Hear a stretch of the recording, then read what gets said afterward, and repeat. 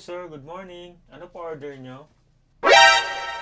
Excuse me, sir. Marunong ka ba tumingin? Ha? Sir, tawag mo sa akin. Kaloko ka. Sir, may ribbon sa ulo, sir.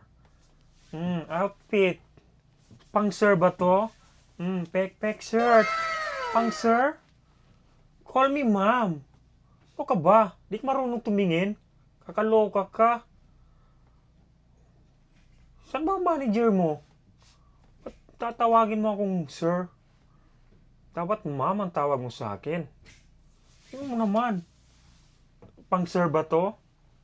Kaloka to. Dito ka.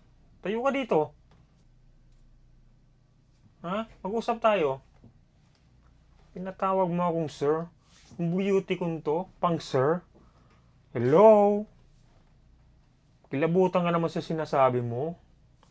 Kaloka. Naka-ribbon. Sir. Sus. Parang di ka marunong tumingin ah. Cute ka pa naman. Tapos ganyan tawag mo sa akin, sir. Kaloka to. Kauma-umaga, pinapainit mo dugo ko.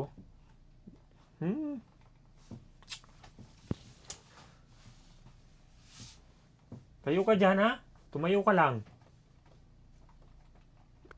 Kaloka ka, tatawagin mo akong sir. Gandang-ganda ko to. Sayang ka. Ang cute mo pa naman. Tapos tinawag mo lang ako ng sir.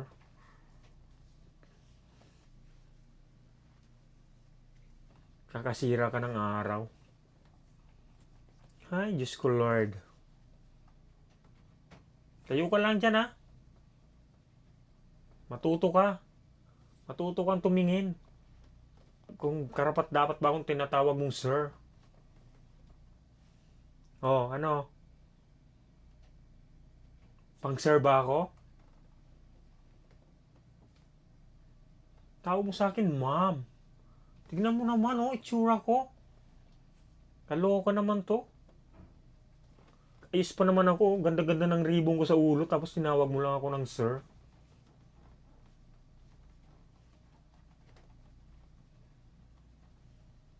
Tumayo ka lang dyan, ha. Pinapainit mo ulo ko, eh. Ang bastos. Oh, no, no, no, no. Sir naman talaga dapat, ha. Ano ba gusto mo tawagin ko? Madam? Ma'am? Bakit? Nasa itsura mo ba? Na, ma'am ang tawag ko sa inyo? Di naman ata, eh. Aba? Ang sakit mo magsalita, ah. Galit na galit kayo. Tignan nyo nga itsura nyo. May balbas. Ang laki ng hita nyo. Laki ng muscle nyo. Tapos tatuang ka pa. Tapos gusto mo tawagin kita, ma'am? Kakawalang gana. Katrabaho lang eh. Buti nga, ginaalang ka pa. Porkit ang laki ng legs ko? Sir na? May tato, sir ka agad? May balbas? Bigote, sir? Hindi pa pwedeng, ma'am, ang tawag mo sa akin kahit may balbas at bigote? Kakaloka. Ay, standard to, no?